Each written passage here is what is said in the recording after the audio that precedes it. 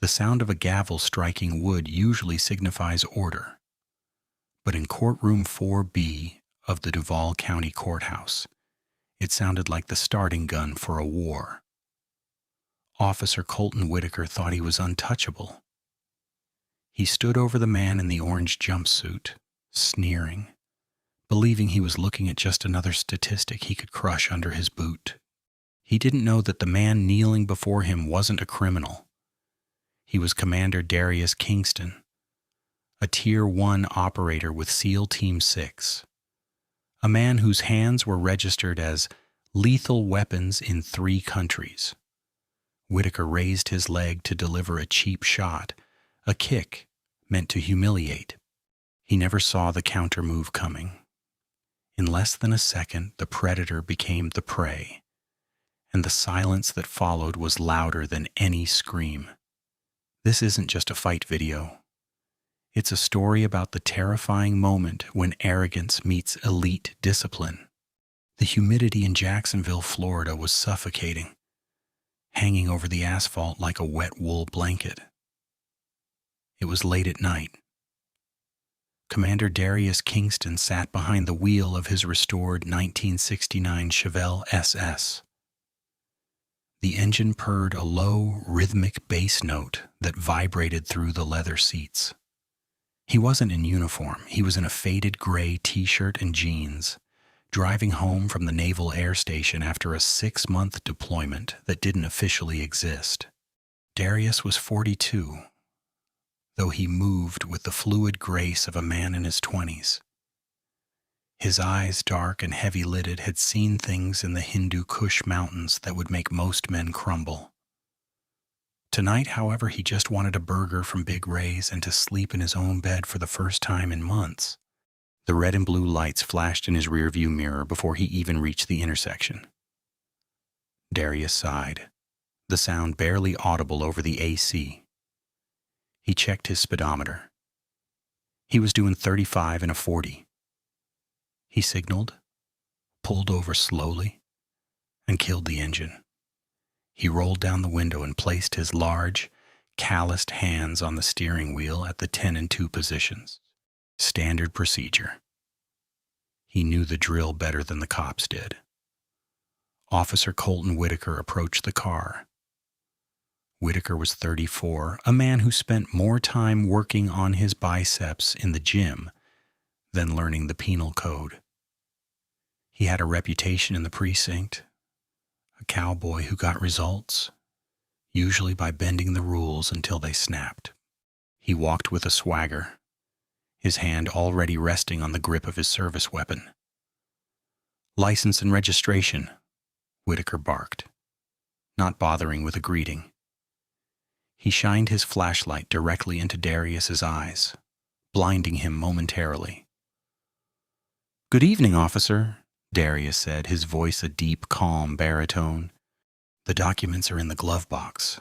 I'm going to reach for them now." "I didn't ask for a narration. Just get 'em," Whitaker snapped. Darius moved slowly. He opened the glove box, retrieved the leather folder, and handed it over. Whitaker snatched it, glancing at the ID Darius Kingston. Whitaker read the name like it was an insult. He looked at the car, then back at Darius. "Nice ride for a guy like you. Who'd you steal it from?" Darius didn't blink. He'd heard worse from warlords threatening to behead him. "It's mine, officer. Restored it myself." "Sure you did." Whitaker leaned in, sniffing the air. "I smell weed." "You don't?" Darius said simply. "I don't smoke. I'm active duty military." Whitaker let out a sharp, incredulous laugh. "Military? You? What are you, a cook? Laundry duty?" "Something like that," Darius replied. He knew better than to drop his rank or unit. Tier 1 operators didn't brag, and they certainly didn't use their status to get out of tickets. It was a code of quiet professionalism. "Step out of the car," Whitaker ordered, stepping back and unclipping his baton. "Officer, is there a problem? I haven't committed a traffic violation. I said step out of the car now, Whitaker screamed, his hand twitching. Darius assessed the threat. The officer was agitated, pupils dilated, likely on a power trip or something stronger. Fighting here would end with Darius getting shot or the officer in the hospital. Neither was a good look for the Navy. Darius unbuckled his seatbelt and stepped out, rising to his full height of 6'4". He towered over Whitaker. Whitaker flinched, his insecurity flashing across his face for a microsecond before turning into rage. Turn around. Hands on the hood. Darius complied. He felt Whitaker's rough hands patting him down harder than necessary. Then Whitaker reached into his own pocket. Darius, trained to notice the slightest movement, felt the officer slide a small plastic baggie into Darius's back pocket. The plant. Well, look at what we have here, Whitaker announced loudly, pulling the baggie back out as if he'd found it there. Cocaine. That's a felony, soldier boy. Darius turned his head, his expression stony. Check your dash cam, officer. We both know where that came from. My dash cam is malfunctioning tonight. What a shame. Whitaker grinned, a predatory smile that didn't reach his eyes. He spun Darius around and slammed him against the hot metal of the car, cuffing him tight enough to cut circulation. You're going away for a long time, Mr. Kingston, and I'm going to enjoy taking this car to the impound. Darius remained silent. He didn't struggle. He didn't shout. He just watched Officer Whitaker with the detached focus of a sniper, waiting for the wind to die down. The war had just begun. Days later, Darius stood in the Duval County Courthouse.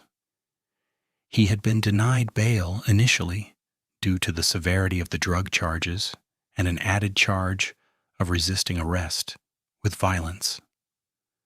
A complete fabrication by Whitaker, supported by a police report that read like a fantasy novel. The courtroom was packed.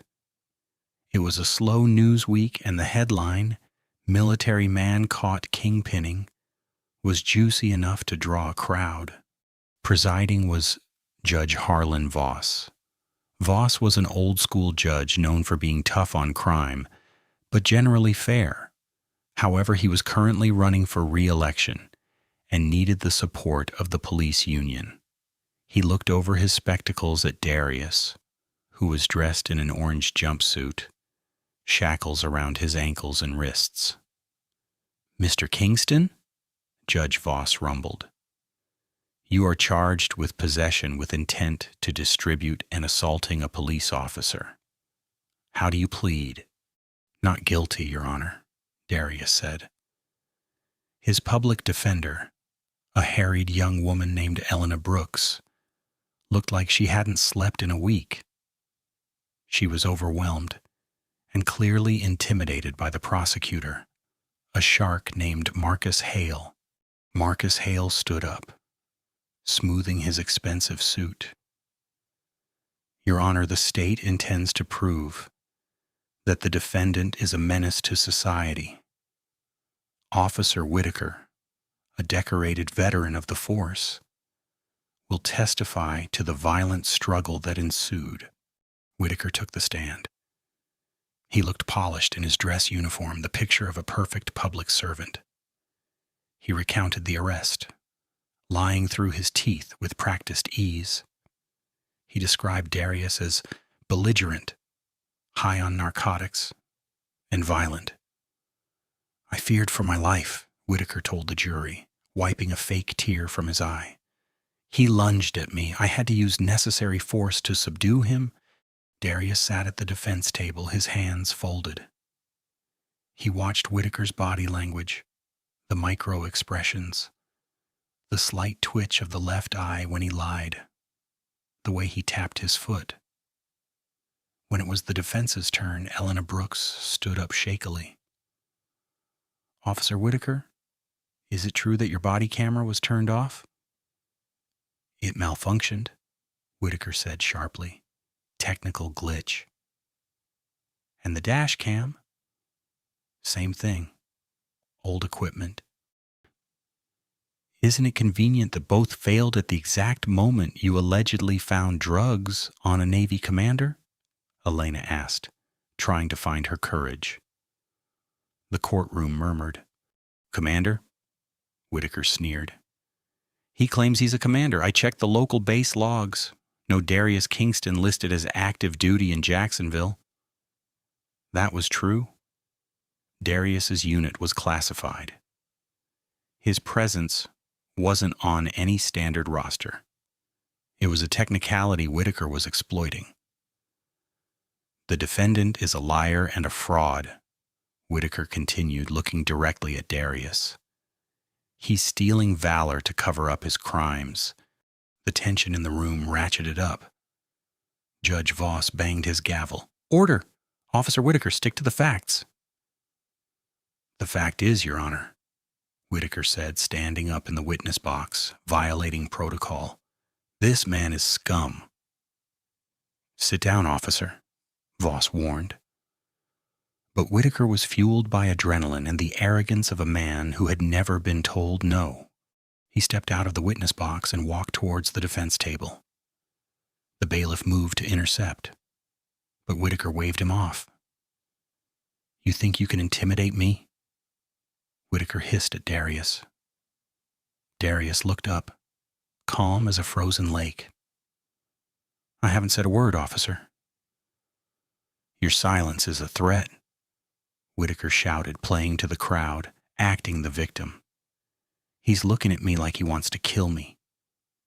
Judge, I demand he be restrained further. He's shackled, officer, Judge Voss barked. Return to the stand immediately or I will hold you in contempt. Whitaker ignored the judge. He was close now, within striking distance. He wanted to provoke a reaction. He wanted Darius to flinch, to struggle, to give him a reason to end him right there. You're nothing, Whitaker whispered low enough so only Darius could hear. I'm going to ruin you. I'm going to take your freedom, your name, and then I'm going to find that pretty car of yours and sell it for scrap. Darius looked him in the eyes. You have no idea what you've walked into. That broke Whitaker. The lack of fear in Darius's eyes was an insult to Whitaker's ego. In a moment of pure, unadulterated stupidity, Officer Colton Whitaker pulled his leg back. He aimed a vicious steel-toed kick directly at Darius's face. It was a move meant to shatter a jaw, to assert dominance, to break the spirit. The courtroom gasped. The bailiffs were too slow. But Darius wasn't. Despite the shackles on his wrists and ankles, Darius's reflexes were honed by decades of combat survival. As Whitaker's boot came flying toward his temple, Darius didn't cower. He shifted his upper body 3 inches to the right. A movement so subtle it was almost invisible. The boot whizzed past his ear. In the same fluid motion, Darius utilized the momentum. He couldn't use his hands freely, but he could use his leverage. He dropped his shoulder and rotated his hips, driving his shackled wrists upwards. Crack. Darius's forearms, bound by heavy steel cuffs, connected with the underside of Whitaker's extended knee. It wasn't a strike of aggression. It was a redirect of kinetic energy. Whitaker's leg, fully extended and vulnerable, buckled backward against the joint. Whitaker screamed. A high-pitched, guttural sound of shock and agony. He lost his balance, flailing wildly. Darius wasn't done. As Whitaker fell toward him, Darius simply stood up. He caught Whitaker by the lapels of his uniform with his shackled hands and guided the officer's fall, slamming him face first onto the solid oak defense table. Bam! The impact shook the room. Papers flew everywhere. Darius stood over the groaning officer, looking like a titan of retribution. He leaned down, his voice carrying clearly through the stunned silence of the courtroom. "That," Darius said, "was a tactical error." For 10 seconds, nobody moved. The judge's mouth was open. The jury was frozen.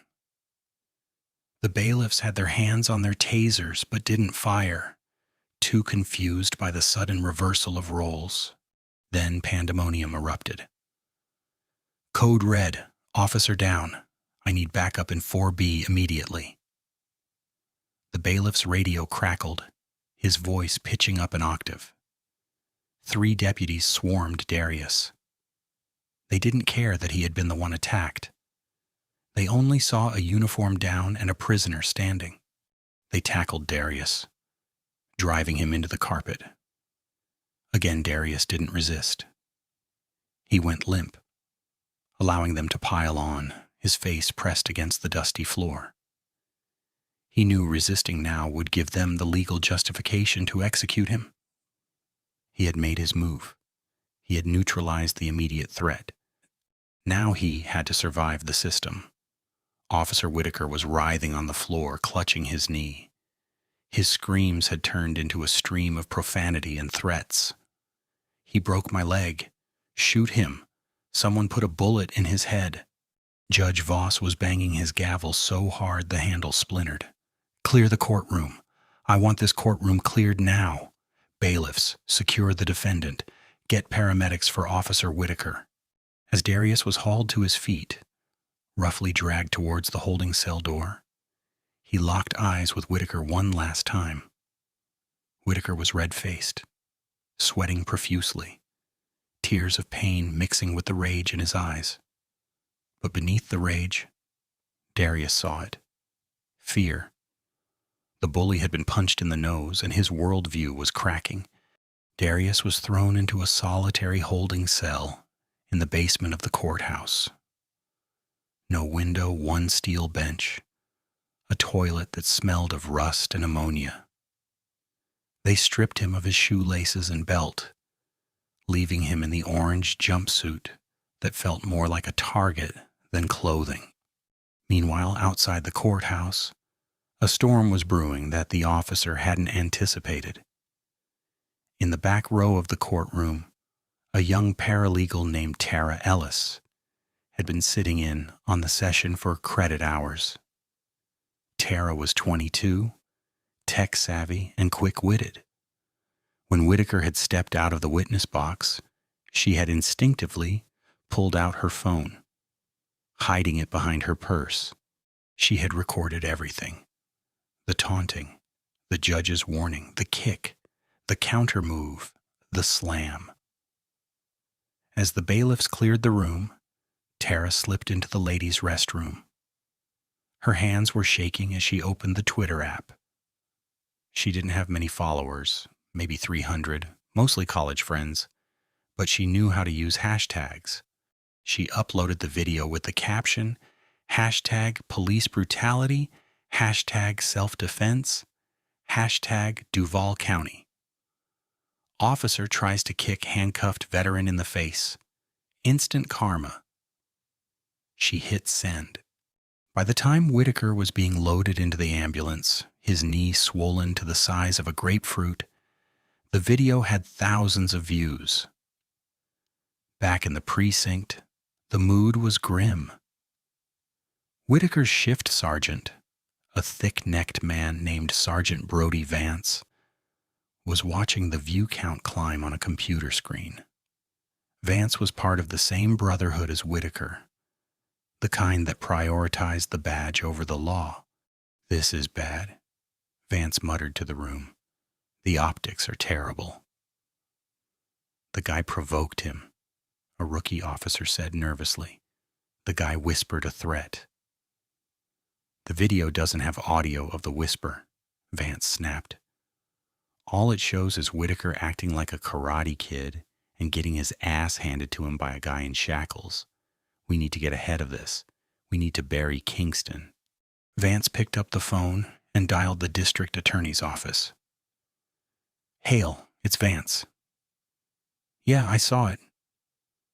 Listen, we need to upgrade the charges. Attempted murder on a law enforcement officer. I want him in maximum security. No visitors, no phone calls. Bleed him dry before he gets a lawyer that can spin this. I'm already on it, Prosecutor Marcus Hale replied, his voice tight. But there's a problem. The press is already calling. They want to know who Kingston is. They're running his name. Let them run it, Vance said, lighting a cigarette despite the indoor ban. He's a ghost. We checked. No active duty record in the local database. He's a nobody who washed out and kept the haircut. Vance was wrong. They hadn't checked the right database. While Darius sat in the dark meditating to keep his heart rate slow, the video was making its way through the algorithmic currents of the internet until it landed on a secure server in Virginia Beach. At the Naval Special Warfare Development Group, a notification pinged on a heavy-duty laptop, a chaotic scene frozen in a thumbnail. Master Chief Petty Officer Gunnar Miller clicked the link. He watched the video once. He watched it twice. Then he stood up, his chair scraping loudly against the floor. "Holy hell," Miller whispered. "That's the commander." He grabbed the secure phone on his desk. He didn't dial a lower officer. He dialed the direct line of Admiral Grant Thorpe. "Admiral," Miller said, his voice clipped with urgency. "You need to see something. The Jacksonville PD just declared war on us, and they don't even know it." The next morning, the Duval County Jail felt different.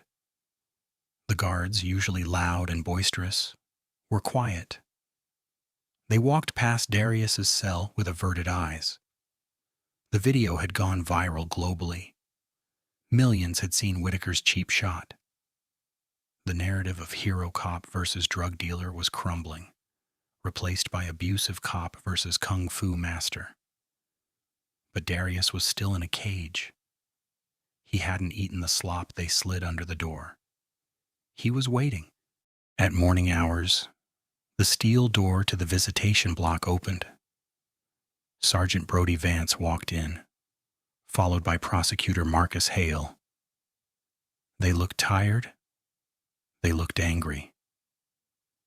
"Kingston," Hale said, standing on the other side of the bars. "We have a deal for you."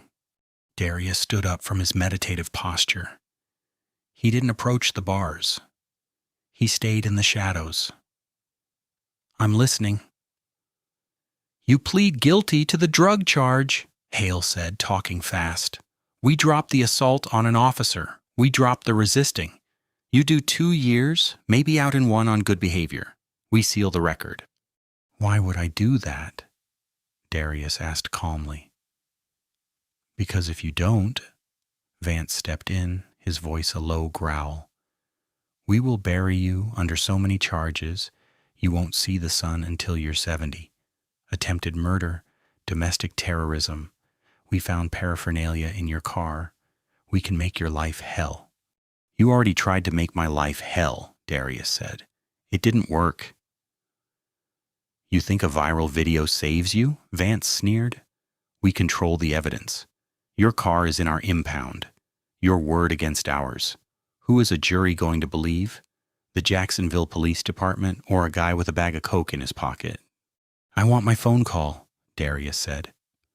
"Phones are down," Vance lied, smiling. "Technical difficulties." Suddenly, the heavy iron door at the end of the hallway slammed open with a reverberating boom. Vance and Hale spun around. Standing in the doorway wasn't a guard. It was a man in a pristine Navy service dress white uniform. Gold stripes adorned his sleeves. A chest full of ribbons that told a story of valor and violence. He was flanked by 2 shore patrol officers, who looked like they were carved out of granite, and a woman in a sharp gray suit, carrying a briefcase. It was Captain Ronan Voss, JAG Corps, accompanied by Lieutenant Commander Lena Hart. "Gentlemen," Captain Voss's voice was like a whip crack. "Step away from the cell." Vance puffed out his chest. "Who the hell are you? This is a restricted area. You can't just barge in here." Voss walked forward, his boots clicking rhythmically on the concrete. He stopped inches from Vance, looking down at the sergeant with barely concealed disdain. "I am Captain Ronan Voss, United States Navy, Judge Advocate General's Corps, and I am here for Commander Darius Kingston." "Commander?" Prosecutor Hale laughed nervously. "This guy, he's a drug dealer. We found cocaine on him." Voss turned his gaze to Hale. It was a look that could freeze water. "Mr. Hale, is it? Let me be crystal clear. The man in that cell is a Tier 1 operator. He is a recipient of the Navy Cross and 2 Purple Hearts. He has been on a classified deployment for the last 6 months. A deployment that, and listen closely, required him to undergo weekly, rigorous drug testing, the last of which was administered 24 hours before you arrested him. The results were negative." Hale's face went pale. "Well, maybe he bought it after." "And the car," Voss continued, ignoring the interruption. "The 1969 Chevelle. You have it in impound?"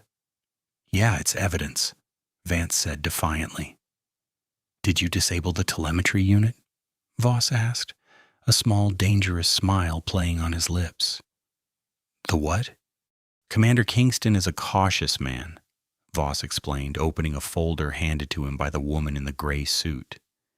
He installed a military-grade surveillance suite in his personal vehicle. Front, rear, and interior cabin cameras, audio, and video. It uploads in real time to a private encrypted cloud server. Vance looked like he had been punched in the gut. "We have the footage," Voss said, dropping the folder onto a nearby table. "We have the footage of Officer Whitaker pulling Commander Kingston over for doing 35 in a 40. We have the audio of Whitaker insulting him. And most importantly, we have the interior footage." Voss leaned in close to Vance. "We have the 4K video of Officer Whitaker reaching into his own vest pocket, pulling out a baggie, and planting it in Commander Kingston's back pocket while patting him down." Silence. Absolute suffocating silence. That's impossible," Vance stammered. "We checked for dash cams." "You checked for civilian dash cams," Voss corrected. "You didn't check for the kind of tech we use to hunt terrorists." Darius finally stepped into the light, his hands gripping the bars. He looked at Vance. "I told him it was a tactical error." Voss turned to the shore patrol officers. "Get those bars open now." "You can't take him," Hale squeaked. "He assaulted an officer in court. We have witnesses." "Self-defense," Voss snapped. "Under Florida stand-your-ground law and under basic human rights. Your officer attempted to inflict grievous bodily harm on a restrained man. Commander Kingston used non-lethal force to neutralize the threat. If he had wanted to kill Officer Whitaker, Whitaker would be in the morgue, not the hospital. The shore patrol officers used a master key, likely obtained from a very intimidated warden, to unlock the cell." Darius stepped out. He stretched his neck, a loud pop echoing in the silent hallway. He looked at Voss. "Took you long enough, Ronan." "Traffic was a bitch," Voss quipped, handing Darius a fresh uniform jacket he had brought along. "Admiral Thorpe sends his regards. He's very unhappy, Darius." "With me?" "No." Voss glared at Vance and Hale. "With them." Voss turned back to the terrified city officials. "This is what is going to happen. You are going to drop all charges immediately. You are going to release Commander Kingston into my custody, and then you are going to pray." "Pray for what?" Hale whispered. "Pray that the FBI team that is currently raiding Officer Whitaker's locker, his home, and your precinct's evidence room doesn't find what we think they're going to find." Vance's knees actually buckled. He grabbed the table for support. "Oh, I didn't mention." Voss checked his watch. "Federal investigation, civil rights violations, corruption, racketeering. It started 5 minutes ago. Whitaker wasn't just a bad apple, was he, Sergeant?"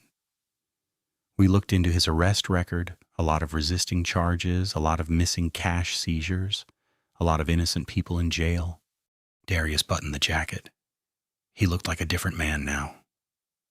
The prisoner was gone. The commander was back. He walked up to Vance, stopping mere inches from his face. "You took my car?"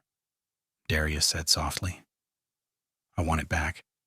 Washed, waxed, and with a full tank of gas." He turned to Voss. "Let's go." As they walked out of the jail, leaving a shattered sergeant and a ruined prosecutor in their wake, Darius asked, "Is Whitaker still in the hospital?" "Yes," Voss said. "Why?" "I have a feeling he's about to have a very bad day." "He is," Voss confirmed, "but not because of the knee. His bookie just called the precinct looking for him.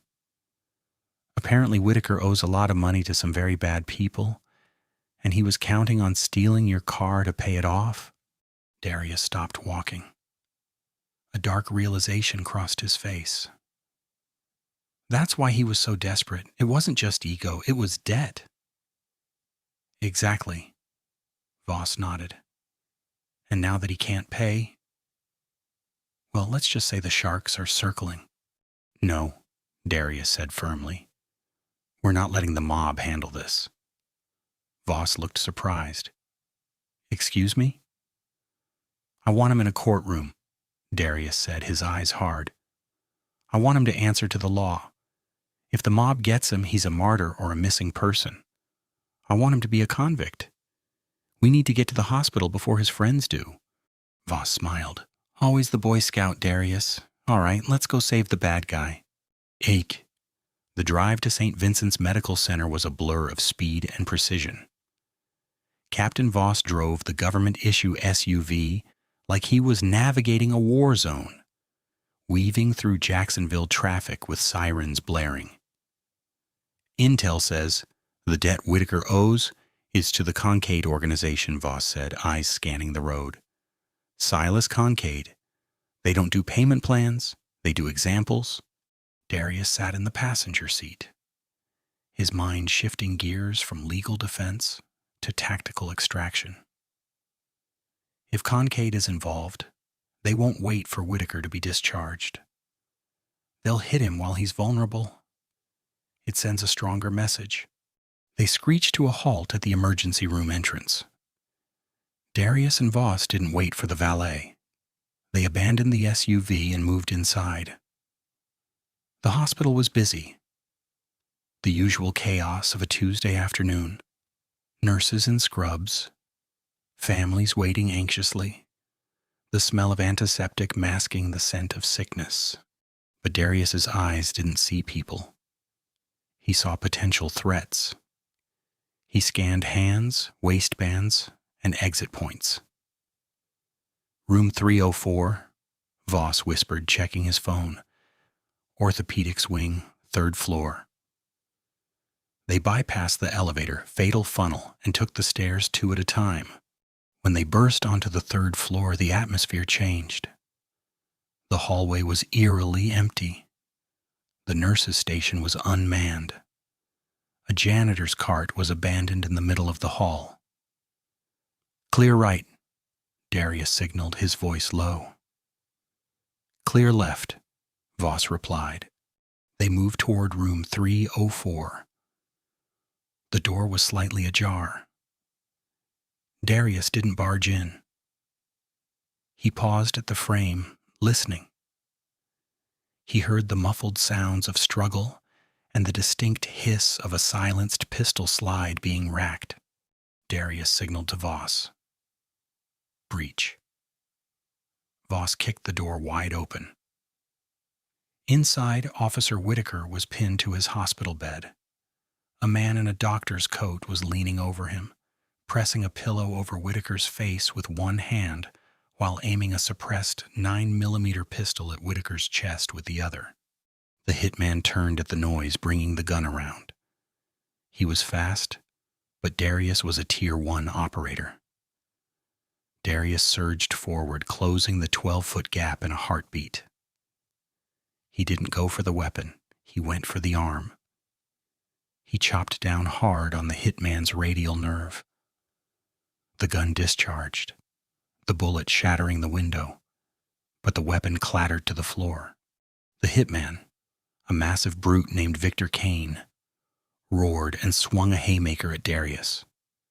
Darius ducked under the blow, drove his shoulder into Kane's gut, and executed a perfect hip throw. Kane slammed onto the linoleum floor with a bone-jarring thud. Before Kane could recover, Voss was there, his own service weapon drawn and leveled at the hitman's head.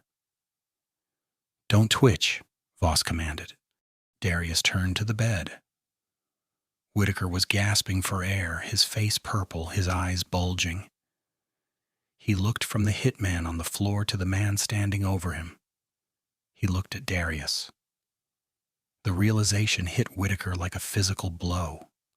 The man he had framed, the man he had tried to kill, the man he had called scum. That man had just saved his life. "Why?" Whitaker wheezed, his voice trembling. "Why didn't you let him do it?" Darius straightened his uniform jacket, looking down at the broken, terrified officer. "Because you don't get the easy way out, Colton. Death is quick. Prison is slow." Kincaid sent him, Whitaker sobbed. The tough guy facade completely dissolved. "I owe them 50 grand. They said if I didn't pay by Tuesday, they'd liquidate the asset." "You were going to sell my car to pay a gambling debt," Darius said, the pieces falling into place. "You profiled me, saw a nice ride, and thought I was an easy mark." "I didn't know," Whitaker cried. "I didn't know who you were." "That's the problem with people like you," Darius said coldly. "You only respect power when it's pointing a gun at you. You didn't respect the citizen. You didn't respect the law. Now you're going to learn to respect the consequences."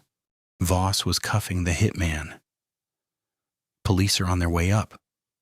Real police this time. Whitaker, you have a choice. You can stay here and wait for Kincaid to send another guy, and he will. Or you can come into federal custody, testify against Kincaid, against Vance, against the whole corrupt system you built." Whitaker looked at the door, then at the window, then at his shattered knee. He realized he was trapped in a box of his own making. "I'll talk," Whitaker whispered. "I'll tell you everything." The collapse of the corrupt empire built by Sergeant Brody Vance and Prosecutor Marcus Hale didn't happen with a whimper. It happened with the violent, chaotic intensity of a controlled demolition. It began in the sterile, fluorescent-lit confinement of the secure ward at St. Vincent's Medical Center. Officer Colton Whitaker, legally dead to the outside world and protected by a flank of U.S. Marshals, was no longer the swaggering bully who had patrolled the streets of Jacksonville. He was a broken man, haunted by the image of the silencer that had been inches from his face. The blue wall of silence, that unwritten code that kept bad cops safe, had nearly gotten him killed. Now he was burning it to the ground. Whitaker didn't just sing. He composed an opera. For 3 days, federal agents recorded his testimony. He gave them everything. He detailed the throwdown stashes, untraceable narcotics kept in Vance's locker to plant on suspects who refused to be intimidated. He drew diagrams of the evidence room, pinpointing exactly where cash seizures were skimmed before being logged. He handed over dates, times, and the names of every officer who had taken a payout from the Concade crime syndicate. The information was radioactive. It traveled up the chain of command, bypassing the local authorities entirely, landing directly on the desk of the FBI director in Washington, D.C. Weeks after the hospital incident, the hammer fell. It was early morning on a Tuesday, the same day of the week Darius had been arrested. The suburbs of Jacksonville were quiet, the lawns manicured, the sprinklers hissing rhythmically. Sergeant Brody Vance was asleep in his master bedroom, likely dreaming of his pension. He awoke not to an alarm clock, but to the earth-shattering boom of a battering ram pulverizing his front door. "Federal agents! Search warrant! Hands in the air!" The scream of the raid team tore through the house. Vance, wearing only his boxers and a sheen of cold sweat, scrambled for the service weapon on his nightstand. But before his fingers could graze the steel, a blinding light engulfed him. 3 laser sights danced on his chest. "Don't do it, Vance," an agent roared. "Give me a reason." Vance froze. The power he had wielded over the helpless for decades evaporated in an instant. He raised his shaking hands. As they dragged him out onto his front lawn in handcuffs, the neighbors peering through their blinds, Vance looked small. The monster of the precinct was just a man in his underwear, defeated. Simultaneously, across town, a different kind of raid was taking place. Prosecutor Marcus Hale was at his exclusive country club attempting to chip out of a sand trap on the 4th hole. He was wearing a pastel yellow polo and white slacks, the picture of untouchable privilege. He saw the black SUVs tear across the fairway, tearing up the pristine grass, but his brain refused to process what was happening. Agents in tactical gear swarmed the golf cart. Hale dropped his sand wedge. "Marcus Hale," the lead agent announced, his voice carrying over the manicured green. "You are under arrest for racketeering, obstruction of justice, and conspiracy to deprive civil rights." "Do you know who I am?" Hale sputtered, his face turning a blotchy red. "I'm the district attorney. I'll have your badges." "You can tell it to the judge," the agent said, spinning Hale around and cuffing him. The metal clicked shut, a sound Hale had heard thousands of times in his courtroom, but never on his own wrists. The reckoning took place in courtroom 4B. The irony was lost on no one. The room where Whitaker had tried to kick Darius was now packed with a different kind of crowd. There were no supporters for the police this time. The gallery was filled with the families of victims, people Vance and Hale had framed, ignored, or imprisoned. Darius Kingston sat in the back row. He wasn't in an orange jumpsuit. He wore his service dress white uniform, the gold stripes on his sleeves gleaming, his ribbons perfectly aligned. He sat with the stillness of a statue, his eyes fixed on the defense table. The new presiding judge was Justice Reynolds, a woman brought in from the Miami Federal Circuit to ensure absolute impartiality. She was known as the Iron Lady of the Southern District. She had no patience for corruption. When Vance stood for sentencing, he wept. He pleaded for leniency, citing his years of service. Justice Reynolds looked over her spectacles, her face a mask of granite. "Mr. Vance, you were entrusted with the most sacred power a society can grant, the power to take away a citizen's freedom. You use that power as a license to steal, to terrorize, and to destroy lives for your own profit. You are not a public servant. You are a predator who hid behind a badge. She paused, letting the weight of her words settle. I sentence you to 25 years in a federal penitentiary without the possibility of parole. The courtroom erupted. Cheers, sobs, and cries of relief filled the air. Darius didn't cheer. He simply nodded once, a silent acknowledgement that the scales had balanced. Then came the civil outcome. Captain Voss, acting as Darius's legal counsel, had filed a massive lawsuit against the city and the police department. The city council, terrified of a prolonged public trial that would air even more dirty laundry, settled immediately. The sum was staggering: $3 million. A week later, Darius stood on the steps of the courthouse, surrounded by a forest of microphones and cameras. The world wanted to hear from the Kung Fu commander. "Commander Kingston," a reporter from CNN shouted, "you've just been awarded $3 million. Are you going to retire? Buy a new car?" Darius leaned into the microphones. His face was stern, his voice projecting with command authority. "I didn't fight this battle for money," Darius said. "I fought it because right is right and wrong is wrong. The money isn't mine. It belongs to the people who didn't have the training or the resources to fight back when this department came for them." He looked directly into the camera lens. "Today, I'm announcing the formation of a new nonprofit legal defense fund. It will provide top-tier legal representation for veterans and civilians wrongfully accused by law enforcement." He paused for effect. "I am naming it the Whitaker Initiative." A ripple of confused laughter went through the press corps. "Why name it after the man who attacked you?" a reporter asked.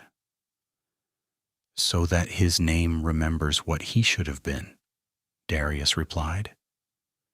"Every time someone is saved by this fund, Colton Whitaker's name will be associated with justice instead of corruption. It is his penance. It was the ultimate power move." He had taken his enemy's name and repurposed it for good. As the press conference dispersed, Darius walked toward the reserved parking lot. The adrenaline of the speech was fading, replaced by a quiet longing. He wanted to go home. But there was one final piece of business. Standing near the exit was Chief Harlan Klein, the man appointed to clean up the shattered precinct. He looked nervous, wringing his hat in his hands. Behind him, parked in a singular spot of honor, was the 1969 Chevelle SS. It looked magnificent. The black paint seemed to drink in the sunlight. The chrome bumpers were polished to a mirror finish. It didn't look like a car that had been impounded. It looked like a museum piece. Darius walked up to the car, running a hand along the roofline. It was cold to the touch, solid. "Commander," Chief Klein said, stepping forward, "we had the lab sweep it twice. No bugs. We detailed it, filled the tank with premium." "Thank you, Chief," Darius said softly, and Klein reached into his pocket and pulled out a small velvet box. His hand trembled slightly. "We found this in Vance's desk drawer. He took it as a trophy." Darius took the box and opened it. Inside sat a vintage Hamilton field watch. It was scratched, the leather strap worn, but it was ticking. It had belonged to Darius's grandfather.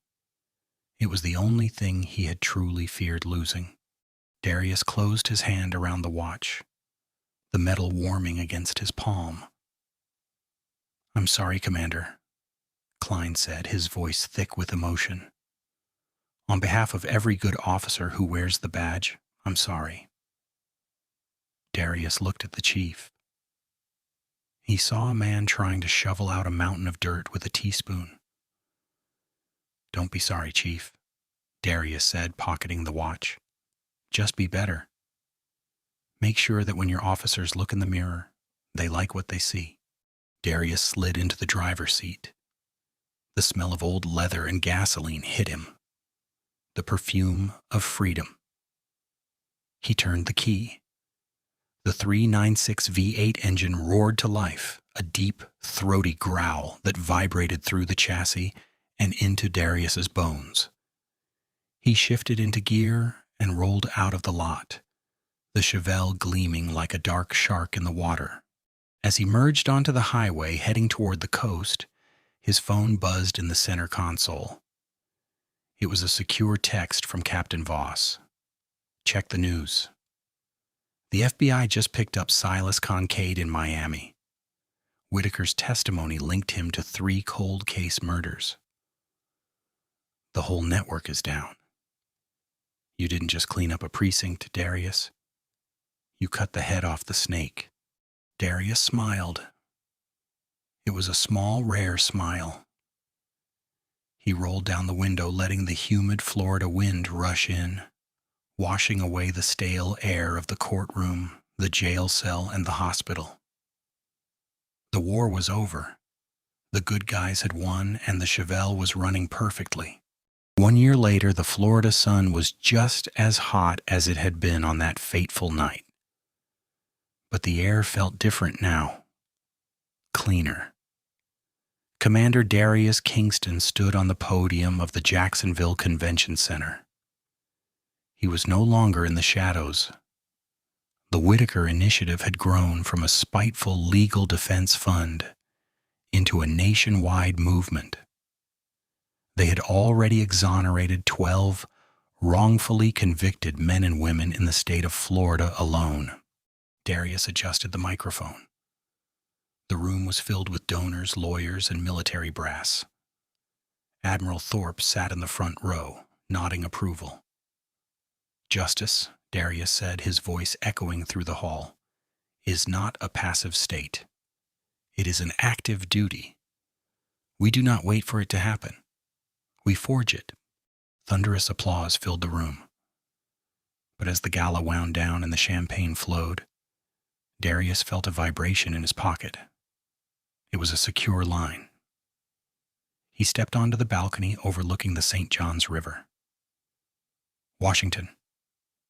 It was Warden Brody, a gruff voice said on the other end. "From USP Coleman." USP Coleman was a high-security federal penitentiary about 2 hours south. It was where the hard cases went. "What is it, Warden?" "Inmate 89402-0004 is requesting a visitation.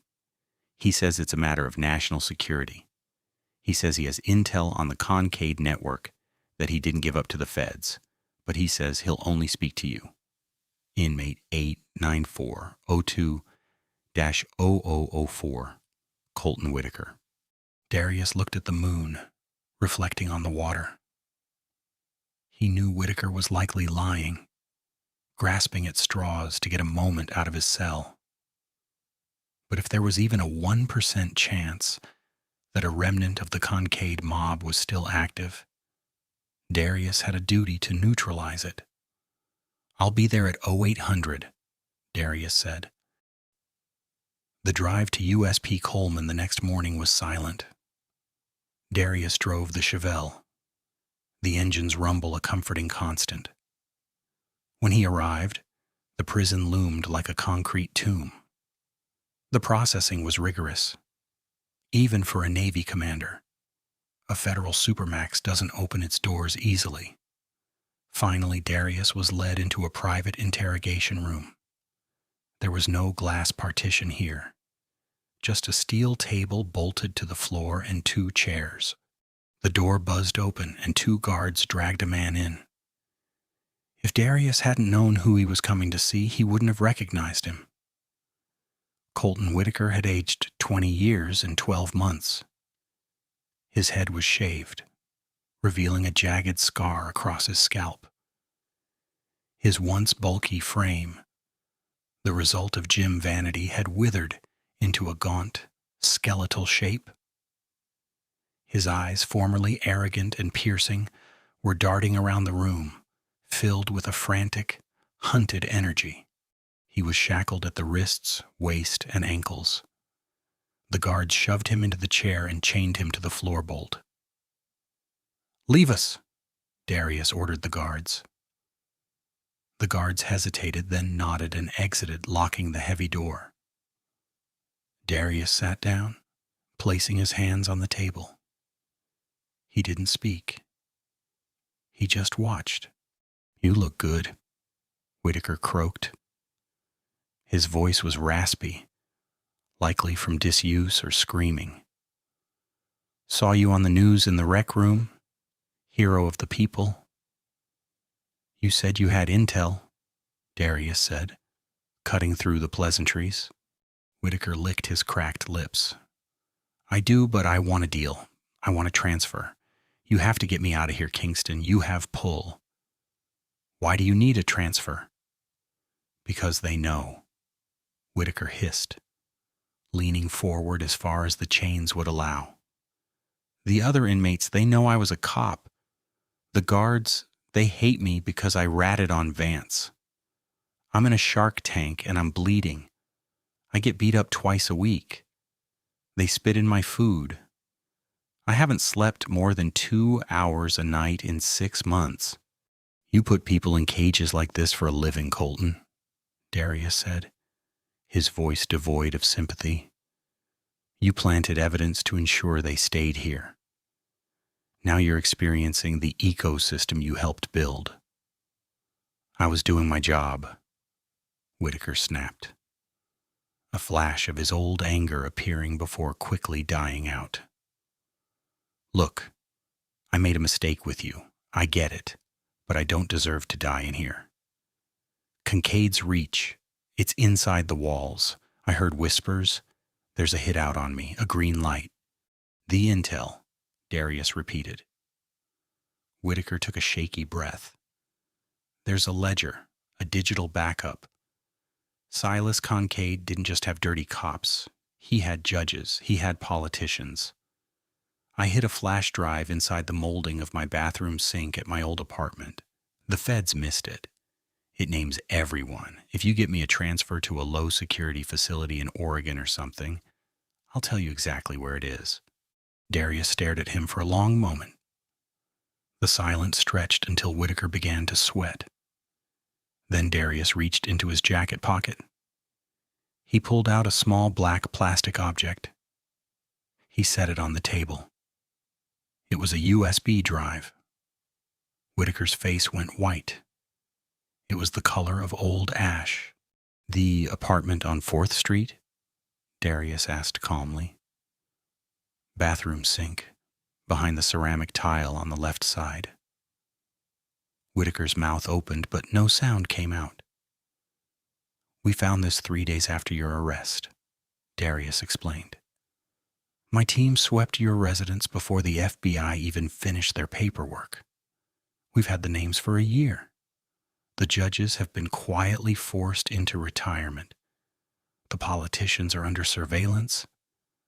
Kincaid's network is dead, Colton. We used your insurance policy to dismantle it without you ever knowing."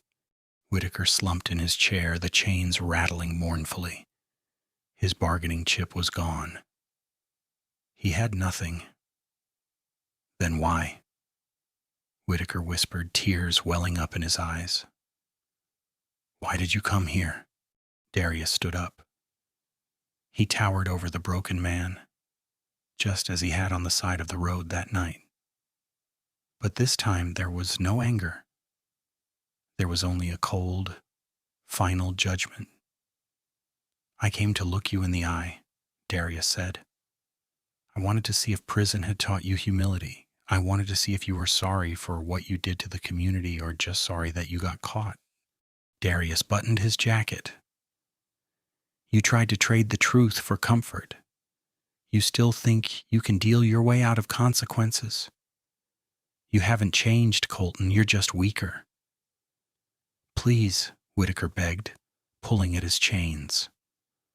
Panic set in. Please don't leave me here.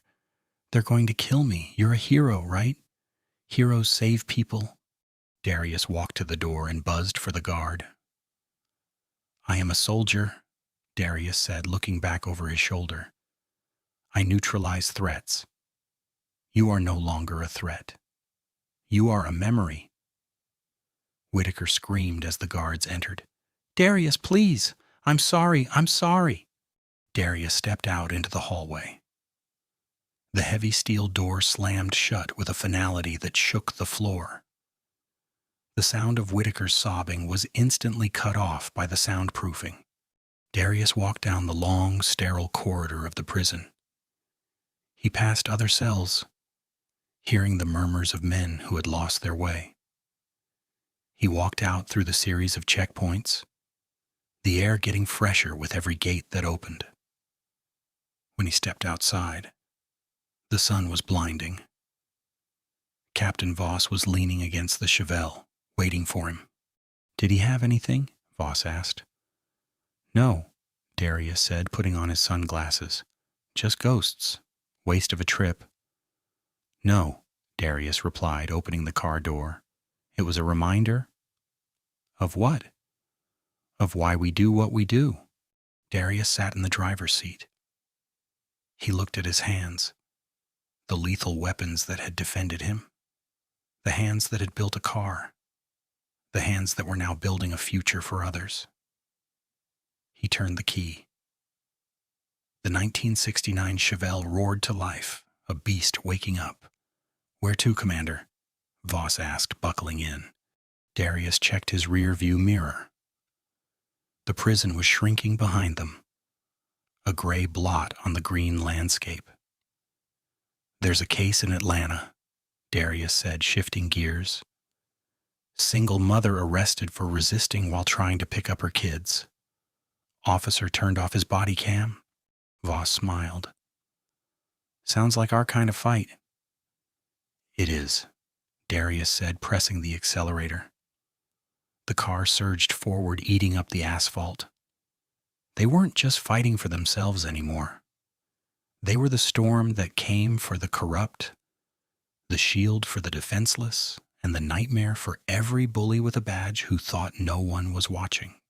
The road ahead was long, but for the first time in a long time, the path was clear. This story serves as a brutal reminder. Never mistake silence for weakness. Officer Whitaker looked at Darius Kingston and saw a victim. He didn't realize he was looking at a predator who had simply chosen not to hunt. The most dangerous men in the room are rarely the loudest. They are the ones who observe, calculate, and wait. Commander Kingston proved that true power isn't about physical dominance or abusing authority. It is the discipline to dismantle your enemies, using the very laws they tried to weaponize against you. He didn't just win a fight in a courtroom. He exposed a rot that had infected an entire city, proving that while arrogance may win a battle, integrity always wins the war. If you enjoyed this story of elite military discipline colliding with corrupt arrogance, please smash that like button. It helps us bring you more intense stories of justice and karma. Make sure to subscribe and ring the notification bell so you never miss a twist. And I want to hear from you in the comments. Have you ever seen a bully pick a fight with the wrong person and regret it instantly? Share your story down below. Thanks for watching. Stay safe and remember, be careful who you underestimate.